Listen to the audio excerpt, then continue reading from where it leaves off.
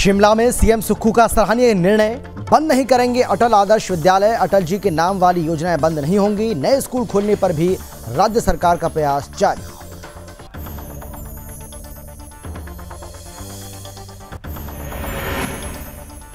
वाराणसी काशी का मोक्ष तीर्थ महाशमशान घाट है। मणिकर्णिका नृत्य करके 400 साल से चली आ रही परंपरा निभाई। यह परंपरा राजा मान सिंह के समय की है। भगवान शिव जन्म मरण के बंधन से करते हैं मुक्त।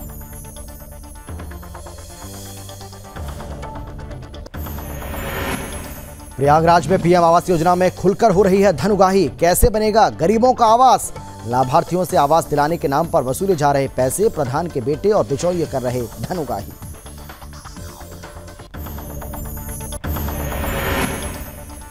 जालौन में पुलिस अधीक्षक ने निर्देश में ऑपरेशन लंगड़ा अभियान जारी किया। एसओजी और सर्विलांस टीम ने की कार्रवाई। अवैध शस्त्र, एक गाड़ी बरामद, आरोपी गिरफ्तार। और लखीमपुर खीरी में बैगास जलने से हुआ भारी नुकसान। अज्ञात कारणों से लगी बैगास में भीषण आग। घटना की जांच कर रही है पुलिस।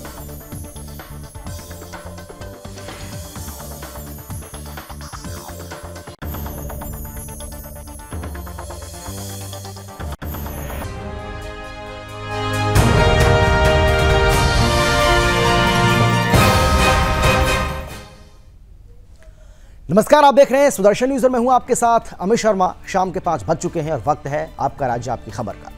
हिमाचल प्रदेश के सीएम सुखविंदर सिंह सुक्खू ने एक ऐसा निर्णय लिया है जिसकी हर ओर तारीफ हो रही है।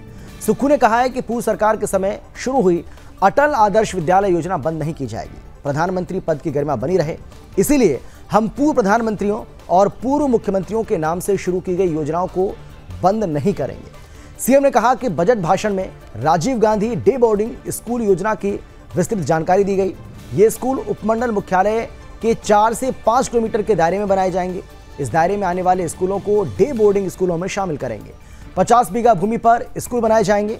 जहां सरकारी भूमि स्कूल निर्माण को नहीं मिलेगी, वहां निजी भूमि ली जाएगी। योजना के लिए 300 करोड़ के बजट का प्रावधान किया गया है। बच्चों को लाने ले जाने के लिए परिवहन सुविधा भी दी जाएगी। साथ ही पूर्व की योजनाओं को भी सरकार चलते रहने देगी। अटल आदर्श विद्यालय योजना के तहत बनाए गए स्कूलों पर भी विशेष ध्यान दिया जाता रहेगा।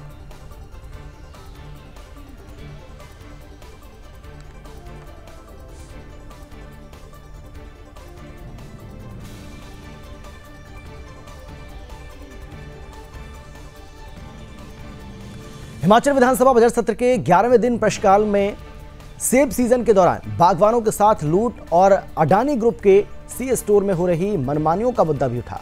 ठियोग से विधायक कुलदीप सिंह राठौर ने बागवानी मंत्री से पूछा कि शिमला जिले में अडानी के कितने सी स्टोर चल रहे हैं और क्या इनमें नियमों की पालना हो रही है, जिसमें बिना एमओयू के अडानी के सीईओ स्टोर को राष्ट्रीय बागवानी बोर्ड की ओर से 1598.79 लाख रुपए की सब्सिडी नाबार्ड के तहत देने की बात सामने आई। विधायक कुलदीप राठौर ने कहा कि अडानी ने सीए स्टोर की स्थापना पर किसानों बागवानों की मदद का भरोसा दिया था, लेकिन उसका उल्टा हुआ है। सेब सीजन के दौरान अडानी ग्रुप चुप रहते हैं और बीच सीजन में दाम तय करते हैं। दाम तय करने में मनमानी की जाती है। बिना एमओयू के काम दिया गया और इसीलिए सरकार मामले की समीक्षा करके फिर से एमओयू किया जाए। किसानों बागवानों का शोषण बंद होना चाहिए। अडानी हिमाचल में 3 सीए स्टोर चला रहे हैं। उनके साथ कौन सा एमओयू हमारा साइन हुआ है, क्या वो नियमों के मुताबिक काम कर रहे हैं या नहीं, उसका मुझे जो जवाब मिला कि अडानी के साथ कोई भी एमओयू साइन नहीं हुआ। इस बात पे मैंने आपत्ति की कि अगर आपको घर में भी किराएदार रखना है तो उसके साथ भी एग्रीमेंट होता है। क्या अडानी को बागवानों और किसानों को लूटने का लाइसेंस मिला? 2006 में अडानी ने पहला सीए स्टोर, मेरा जो चुनाव क्षेत्र है बिथल, वहाँ शुरू किया था। उन्हें जो है भारी सब्सिडी भारत सरकार से मिली और उस वक्त जो प्रदेश में मुख्यमंत्री माननीय श्री वीरभद्र सिंह जी थे, उनके साथ जो बात हुई वो ये इम्प्रेशन दिया गया कि अडानी हिमाचल में किसानों और बागवानों के हित में काम करेंगे, क्योंकि बरसों से हिमाचल के जो बागवान और किसान हैं उनका आढ़तियों के द्वारा शोषण हो रहा है। कुल मिलाकर अगर मैं ये कहूँ कि पूरी मार्केट पे जो है अडानी जो है हिमाचल की मार्केट को वो मैनिपुलेट कर रहे हैं। नहीं, बागवानों की कई किस्म की समस्याएं हैं, जिसमें सी स्टोर का मामला भी है, उचित मूल्य की बात है, और किस तरह से सेब को जो है उत्पाद को कैसे मंडियों में बेचा जाए। तो इन सब के ऊपर जो है भी कई दौर की चर्चाएं हमने जो है बागवानों से की है, और शीघ्र ही हम जो है कोई न कोई जो है इसके ऊपर कार्रवाई करने जा रहे हैं। ये अडानी के जो है काम करने का जो तौर तरीका है, उससे अगर हमारे बागवानों को नुकसान हो रहा है तो उसके ऊपर जो है हमें कुछ न कुछ कार्रवाई करनी पड़ेगी। उत्तर प्रदेश राज्य के वाराणसी में मणिकर्णिका घाट स्थित बाबा मसान नाथ मंदिर में नगर वधुओं ने पूजन अर्चन किया और जलती चिताओं के बीच नृत्य करके 400 साल से चली आ रही परंपरा निभाई। आपको बता दें कि नगर वधुओं ने बाबा से वरदान भी मांगा। बताया जा रहा है कि यह परंपरा राजा मान सिंह के समय की है, जब काशी के तमाम कलाकारों ने बाबा मसान नाथ के दरबार में हाजिरी लगाने से मना कर दिया था। तब इन्हीं नगर वधुओं ने बाबा के दरबार में अपनी प्रस्तुति देकर अपने लिए बेहतर जिंदगी की कामना की थी और ये परंपरा तब से आज तक अनवरत चली आ रही है। काशी का मोक्ष तीर्थ महाशमशान मणिकर्णिका घाट, जहां हिंदू अंतिम संस्कार को मोक्षदायी माना गया है। कहते हैं यहां अंतिम संस्कार होने पर जीव को स्वयं भगवान शिव तारक मंत्र देकर जन्म मरण के बंधन से मुक्त कर देते हैं।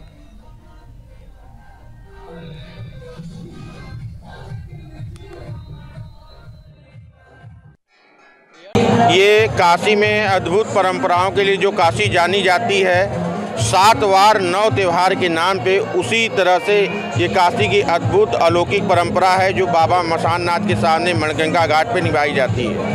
ये चैत्र नवरात्र में त्रिदिवसीय श्रृंगार महोत्सव होता है, जो कि पंचमी से सप्तमी तक यहाँ मणिकर्णिका घाट पे किया जाता है। ये परंपरा जो है ये 5वां पुरुष हमारे परिवार का है।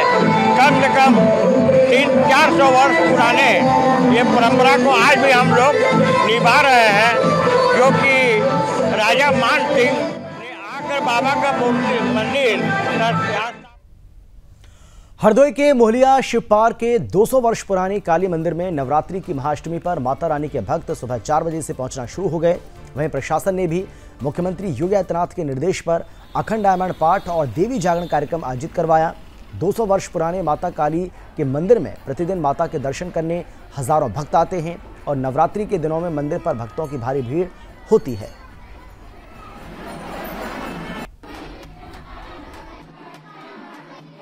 लोग यहाँ पे इनकी मनोकामना पूर्ण होती है। यहाँ पे लोग भंडारा भी करते हैं, माताएं बहनें यहाँ पे जागरण भी कर रही हैं, जो इनकी सब श्रद्धा पूरी होती है। काफ़ी लोग दूर दूर से आते हैं। यहाँ पे आप लोग खुद देख रहे हैं कितनी ज़्यादा भीड़ लगी है।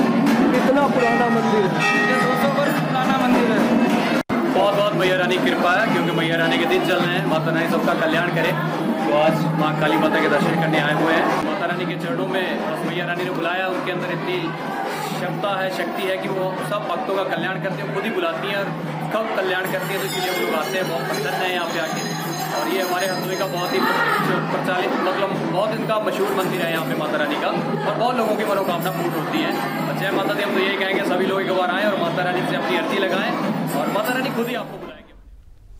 प्रयागराज के विकासखंड शंकरगढ़ में सरकार की अति महत्वपूर्ण प्रधानमंत्री आवास योजना में लाभार्थियों से योजना के नाम पर पैसे की उगाही का मामला सामने आया है।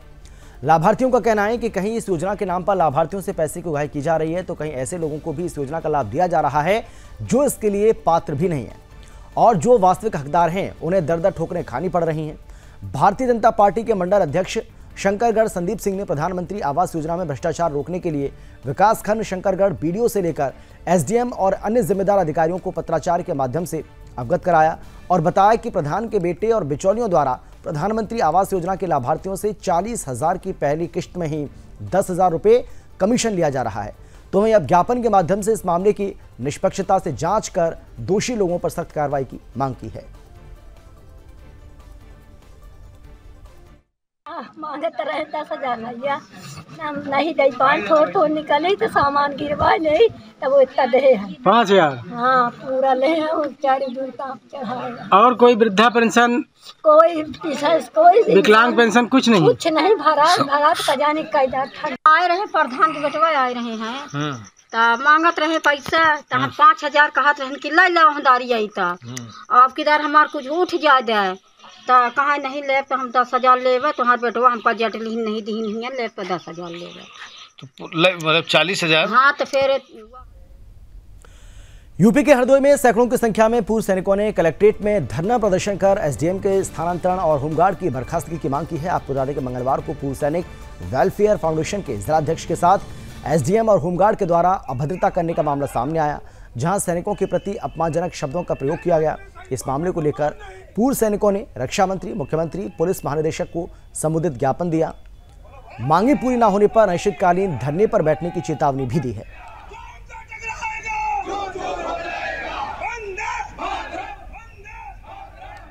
कल जो है हम एक पूर्व सैनिक के प्रकरण में सदर तहसील में गए थे।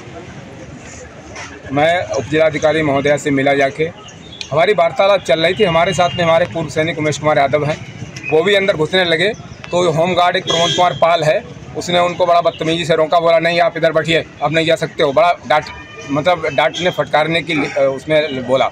और जो उनका कार्यरत होमगार्ड था, जिस तरीके से हमारे सैनिक संगठन के अध्यक्ष के साथ बदतमीजी की है, जबकि गवर्नमेंट की गाइडलाइन है किसी सैनिक का कोई अपमान नहीं होना चाहिए। जब हमारे अध्यक्ष का अपमान है तो पूरे सैनिक संगठन का अपमान है। इसलिए हम लोग चाहते हैं कि तत्कालीन प्रभाव से उप जिलाधिकारी को स्थानांतरित किया जाए और उसके साथ जो होमगार्ड था जिसने बहुत ज़्यादा फौज को गालियाँ दी हैं, अब उसको तत्काल प्रभाव से परमानेंट बर्खास्त।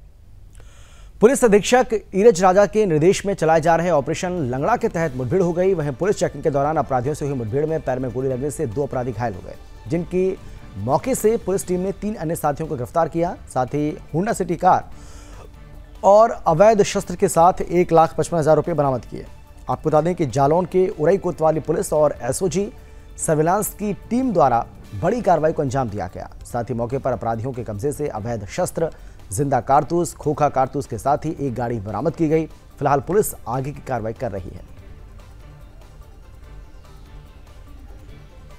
आज 29/3/2023 को सुबह 6:15 बजे करीब ये मुठभेड़ हुई है। उरई पुलिस और एसओजी टीम को लीड मिली कि कुछ बदमाश जो है वो डकैती के उद्देश्य से आए हुए हैं। तो इस सूचना पर पुलिस ने घेराबंदी की। फैक्ट्री एरिया के पास घेराबंदी करने के बाद जब उनको पकड़ने का प्रयास किया गया तो उन्होंने पुलिस पार्टी पर ताबड़तोड़ फायरिंग करनी शुरू कर दी। पुलिस ने भी जवाबी फायरिंग में की, उसमें 2 बदमाश घायल हुए हैं। घायल बदमाश का नाम आरिफ अब्दुल शेख और मोहम्मद गौस है। बाकी 3 बदमाश जो मौके पकड़े गए उसमें एक अनीस शेख है, आसिफ शेख है और तीसरा अरसलान और छोटू है। ये कर्नाटक राज्य के रहने वाले हैं और अभी हाल पता इनका बाराबंकी है, यहाँ रहते हैं और ये दीगर जनपदों में जाकर के और यूपी के जिला लखीमपुर खीरी के संपूर्णा नगर किसान सहकारी चीनी मिल में अज्ञात कारणों से बैगास में भीषण आग लग गई। वहीं आग बुझाने के लिए मिल कर्मियों के पसीने छूट गए। आपको बता दें कि पलिया निघासन से दमकल की गाड़ी पहुंची और काफी देर तक आग बुझाने की कोशिश करती रही। बैगास जलने से काफी नुकसान हुआ। इस घटना को लेकर मौके पर उपजिलाधिकारी सहित तमाम आलाधिकारी पहुंच गए। फिलहाल पुलिस मामले की जांच में जुटी हुई है।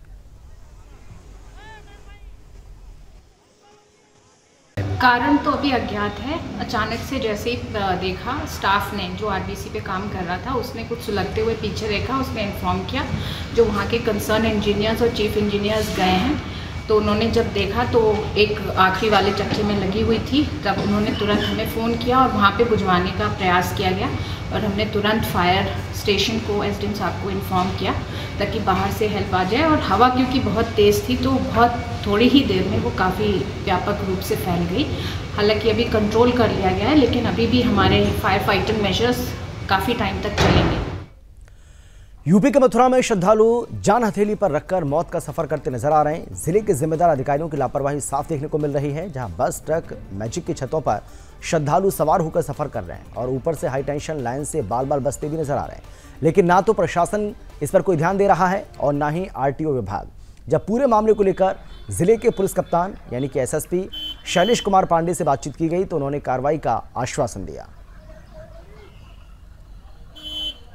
देखिए, मेले में काफ़ी संख्या में श्रद्धालु क्षेत्र के कोने कोने से आ रहे हैं। लगातार निर्देशित किया जा रहा है, साथ ही साथ यातायात विभाग को निर्देशित किया जा रहा है कि अनुमन्य क्षमता से ज़्यादा जो भी वाहन लोगों को बिठा के ला रहे हैं उनके विरुद्ध विधिक तरीके से कार्रवाई करें, उनका चालान करें।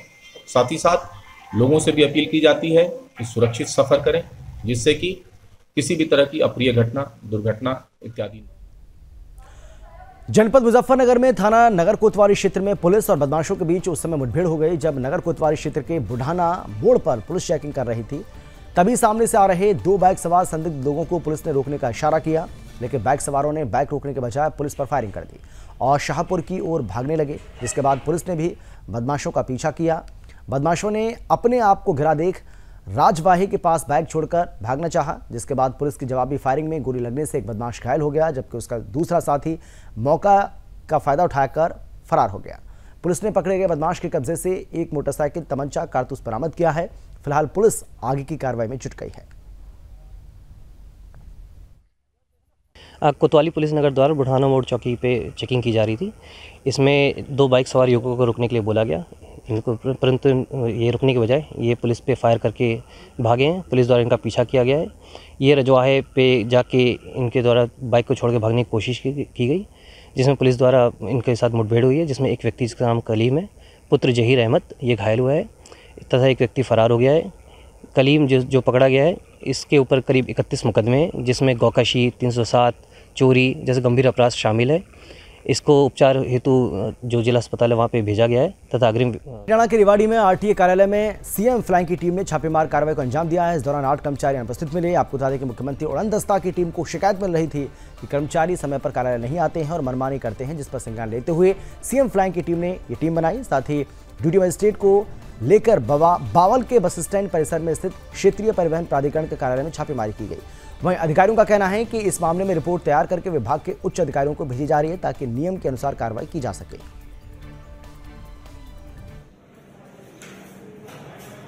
को अनुपस्थित पाया गया है तो पूरी रिपोर्ट फॉर्मल रिपोर्ट बना ली गई है और 8 की जो लिस्ट है वो ऊपर उच्च अधिकारियों को भेजी जा चुकी है। खामियां ये है जी, there is a lack of punctuality कि अगर आपको टाइम से आना है ऑफिस और आप टाइम से नहीं आ रहे हैं 9 बजे तो उसी बारे में जांच की। मध्य प्रदेश के परासिया में हिंदू उत्सव समिति के नेतृत्व में रामनवमी के पावन पर्व को लेकर महिलाओं ने विशाल मोटरसाइकिल रैली निकाली और मोटरसाइकिल रैली द्वारा नगरों में भ्रमण किया। जगह जगह इस मोटरसाइकिल रैली का फूलों से स्वागत किया गया। पुलिस प्रशासन ने भी इस रैली की पूरी व्यवस्था की थी। इस दौरान जय श्री राम के नारों से पूरे नगर में आवाज गूंजती रही। नगर में भ्रमण करके गुरु गोविंद सिंह चौक पर जाकर हनुमान चालीसा पढ़कर रैली का समापन किया गया।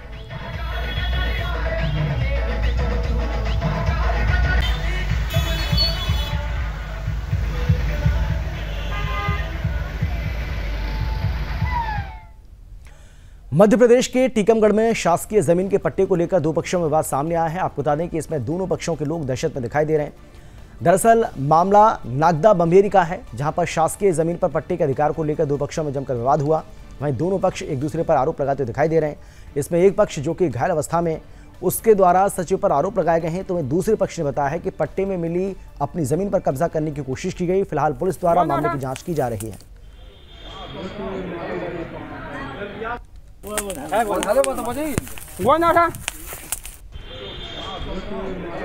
वहाँ से कुछ लोग आए थे कि उनके साथ में लड़ाई झगड़े मारपीट हुई है। कुछ अहिरवार समाज के लोग थे, यादव समाज के लोग थे और एक अहिरवार पक्ष ने यादव पक्ष पे FIR करवाई है। उनके साथ जो लड़ाई झगड़ा हुआ था उस संबंध में एक अहिरवार और यादव पक्ष ने कुछ अन्य लोगों पे भी FIR करवाई है। क्रॉस टाइप का मुकदमा है। उसमें अभी प्रथम दृष्टया जो लड़ाई झगड़े मारपीट की जो भी थी उस पर MLC करा के अपराध। और इसी के साथ इस बुलेटिन में फिलहाल इतना ही, लेकिन देश और दुनिया की बाकी खबरों के लिए आप देखते रहिए सुदर्शन न्यूज़।